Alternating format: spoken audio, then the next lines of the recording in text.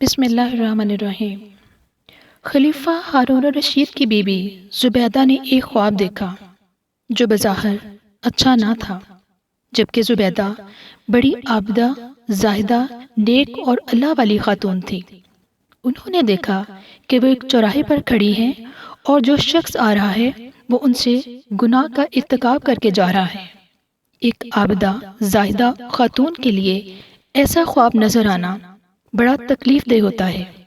چنانچہ جنہیں انہوں نے یہ خواب دیکھا تو سخت پریشان ہوئیں اور اپنی خادمہ کو کہا کہ تم میرا نام لیے بغیر اس خواب کو اپنی طرف سے منسوب کر کے وقت کے مایہ ناز علامہ بن سیرین سے اس کی تعبیر پوچھو۔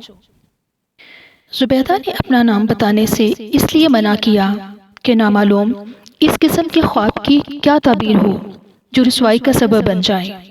خادمہ حکم کے مطابق علامہ ابن سیرین رحمۃ اللہ علیہ کے پاس پہنچی اور عرض کیا، حضرت، میں نے اس قسم کا خواب دیکھا ہے، اس کی کیا تعبیر ہے؟ علامہ ابن سیرین نے جب خواب سنا تو فوراً فرمایا، یہ تمہارا خواب نہیں ہو سکتا، یہ تو کسی خوش نصیب شخص کا خواب ہے۔ پہلے سچ سچ بتاؤ کہ کس کا خواب ہے، پھر تعبیر بتاؤں گا۔ خادمہ نے کہا، حضرت، جس کا یہ خواب ہے اس نے نام بتانے سے منع کیا ہے۔ علامہ ابن سیرین رحمۃ اللہ علیہ نے فرمایا کہ پہلے اس سے اجازت لو ورنہ میں خواب کی تعبیر نہیں بتاؤں گا۔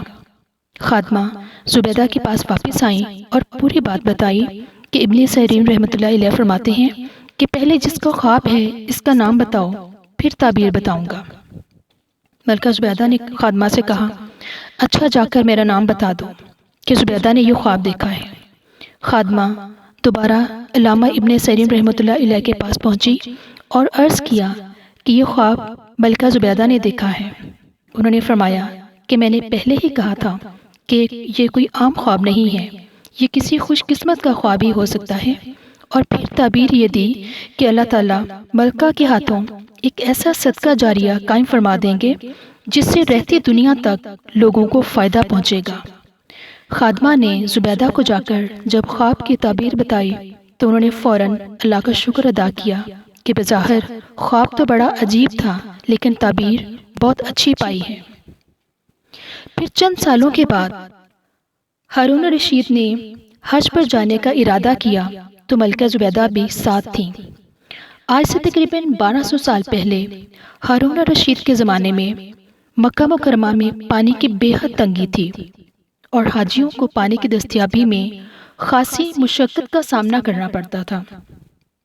جب ہارون الرشید اور ملکہ مکہ مکرمہ پہنچے تو وہاں کے لوگوں نے ملکہ زبیدہ کے نرم دل ہونے کی وجہ سے ہارون الرشید کی بجائے ملکہ زبیدہ سے درخواست کی کہ مکہ مکرمہ میں پانی کی بہت تکلیف ہے، اگر آپ مناسب سمجھیں تو یہاں بآسانی پانی ملنے کا کوئی انتظام کر دیں۔ ملکہ زبیدہ یہ بات سمجھ گئیں کہ یہ بہت اہم جگہ ہے جہاں دوسرے ملکوں سے بھی لوگ آتے جاتے رہتے ہیں، ان کو پانی کی قلت کا سامنا ہے، لہٰذا ان کی یہ تکلیف کسی بھی طرح دور ہونی چاہیے۔ ملکہ زبیدہ نے خلیفہ ہارون رشید سے پہلے اجازت چاہی جو ان کو جلد ہی مل گئی۔ اس وقت اسلام اپنے شباب پر تھا، کافر طاقتیں مسلمانوں کے زیر نگین تھیں، مسلمان دنیا کے اندر غالب تھے اور ان کا ڈنکا بج رہا تھا۔ اس وقت ہر فن کے بڑے بڑے ماہرین مسلمانوں کے اندر موجود تھے۔